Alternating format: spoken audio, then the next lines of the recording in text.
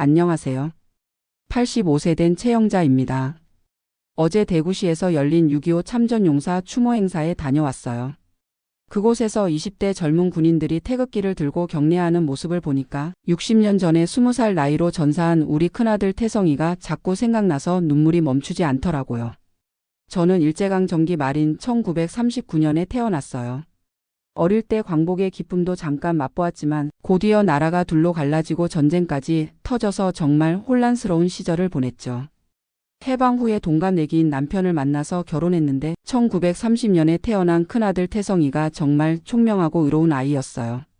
어려서부터 책 읽기를 좋아하고 정의감이 강해서 동네에서도 장래가 촉망받는 청년으로 자랐죠.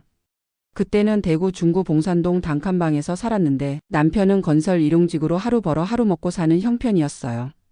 월 수입이 2만 원 정도였는데 쌀값만 해도 1만 5천 원이니까 정말 빠듯했죠. 그래도 자식들만큼은 제대로 키우고 싶어서 밤낮으로 절약했어요.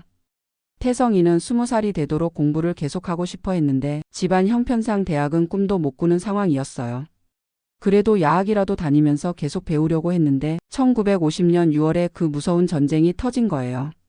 처음엔 금방 끝날 줄 알았는데 북한군이 낙동강까지 밀고 내려오면서 대구도 위험해졌어요. 그때 마을 청년들이 하나둘씩 군대에 자원 입대를 하기 시작했는데 우리 태성이도 마음이 흔들리는 게 보였어요. 엄마, 나라가 이렇게 위험한데 젊은 사람들이 나서지 않으면 안 되겠어요. 하고 말하더니 어느 날 밤 갑자기 내일 입대하겠다고 선언한 거예요. 남편은 그래, 남자라면 당연히 나라를 지켜야지 하면서 자랑스러워했지만 저는 정말 가슴이 무너지는 것 같았어요.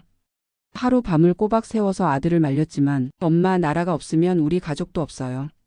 꼭 이기고 돌아올게요 하면서 고집을 꺾지 않더라고요. 1950년 9월 어느 쌀쌀한 날 대구역에서 태성이를 떠나보냈어요. 기차에 올라타면서 엄마 건강하세요. 금방 돌아올게요 하고 손을 흔들던 모습이 지금도 눈에 선해요. 그때 그 아이 얼굴을 마지막으로 봤어요. 처음 한 달 동안은 편지가 2~3번 왔어요. 엄마, 훈련은 힘들지만 동료들과 잘 지내고 있어요.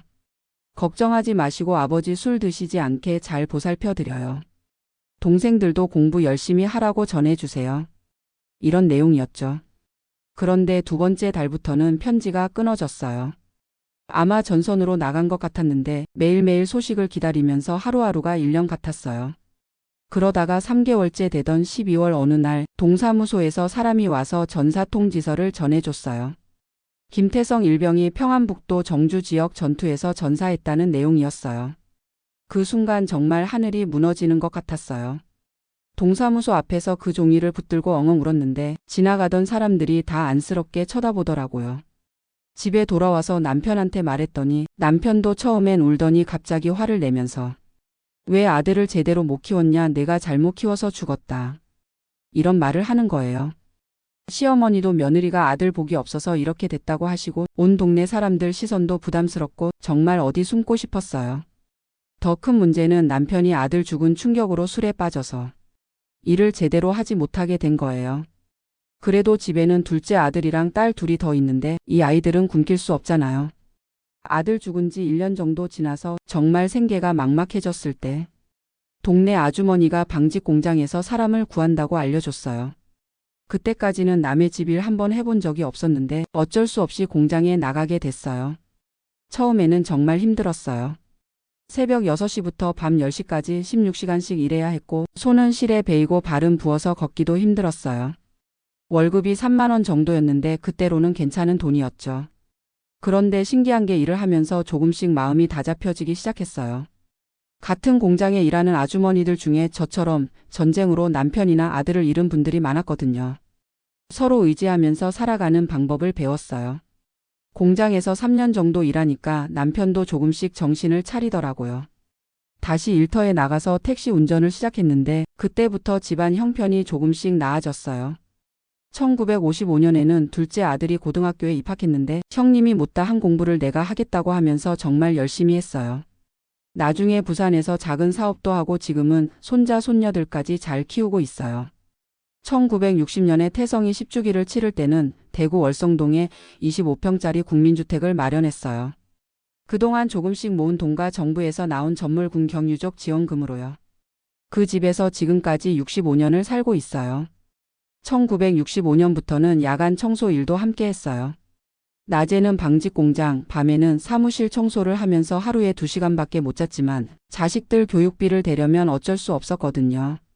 그때는 정말 기계처럼 살았던 것 같아요. 1970년대 들어서면서 둘째 아들이 대학에 들어갔고 딸들도 하나씩 시집을 보내면서 조금씩 여유가 생겼어요. 남편도 택시 운전으로 수입이 안정되면서 우리 부부 관계도 예전보다 좋아졌어요. 하지만 아들 생각은 하루도 빠지지 않았어요. 매년 제사는 물론이고 매달 한 번씩은 국립현충원에 가서 참배했어요. 태성이가 좋아했던 갈비찜도 명절마다 꼭 만들어서 제사상에 올렸고요. 1980년대에 남편이 교통사고로 크게 다친 적이 있어요. 6개월 동안 병원에 입원해 있으면서 병원비가 많이 들었는데 그때 태성이가 전사할 때 받은 보상금을 아껴뒀던 게 큰 도움이 됐어요. 1990년대에는 둘째 아들이 부산에서 사업을 해서 성공했고 딸들도 각자 가정을 꾸려서 잘 살게 됐어요. 손자, 손녀들이 태어나면서 집안이 활기를 찾았죠. 특히 둘째 아들 큰아들이 태성이 삼촌 이름을 따서 태호라고 지었는데 그 아이를 볼 때마다 우리 태성이가 살아있다면 저런 모습이었을까 하고 생각했어요. 2000년대 들어서서는 저도 나이가 들어서 공장 일을 그만두고 남편 택시 수입과 자식들 도움으로 살았어요. 그때부터 시간이 많아지니까 오히려 아들 생각이 더 많이 났어요. 2009년에 남편이 77세로 세상을 떠났는데 임종할 때 태성이한테 미안하다고 마지막 말을 했어요. 그제서야 남편도 평생 아들을 그리워하고 있었다는 걸 알았어요. 혼자 남겨진 후에도 자식들이 잘 돌봐줘서 큰 어려움은 없었어요. 둘째 아들이 매달 100만 원씩 생활비를 보내주고 딸들도 번갈아 가면서 안부를 묻고 도와줘요. 지금은 기초연금 33만 원과 자식들 도움으로 한 달에 180만 원 정도로 생활해요.